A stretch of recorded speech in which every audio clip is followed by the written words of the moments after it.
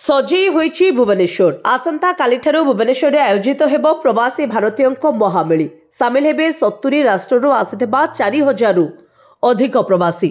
एथिपाई चलचंचल राजधानी नवबधू भली सजेई होईछि मंदिर मालिनी भुवनेश्वर सहर।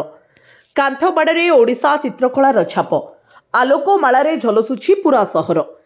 केंद्र युव एवं क्रीड़ा व्यापार मंत्रालय सहभागितारे जनवरी 8 रे जनता मैदान रे पालन हेबो युव प्रवासी भारतीय दिवस। 9 तारिख रे प्रवासी भारतीय दिवस उद्घाटन करेंगे प्रधानमंत्री नरेंद्र मोदी। एसहित थीम पैविलियन भी उद्घाटन करेंगे मोदी।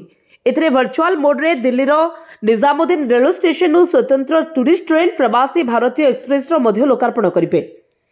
एपटे भुवनेश्वर आसुथिबा प्रवासी भारतीयों को चिलिकार विदेशागत पक्षी समागम देखा समांतराल भाव चली सप्ताहे व्यापी चिलिका विहंग उत्सव। तेणु आज वैदेशिक व्यापार मंत्री एस जयशंकर कोणार्क सूर्य मंदिर एवं पुरी श्री जगन्नाथ मंदिर परिदर्शन करिसेंति। गतकाली कोणार्क इको रिट्रीट्रे रात्रिजापन पर आज सकाळ 9टा बेले सूर्य मंदिर परिभ्रमण करिसेंति जयशंकर। प्रवासी भारतीयों को कोणार्क आगमन को दृश्य रखी पुरी जिलापाल एवं एसपी समेत वरिष्ठ अधिकारी माने सुरक्षा व्यवस्था, पार्किंग, ट्राफिक एवं अन्य प्रशासनिक प्रस्तुतिर समीक्षा करिसेंति। ब्यूरो रिपोर्ट, जे न्यूज।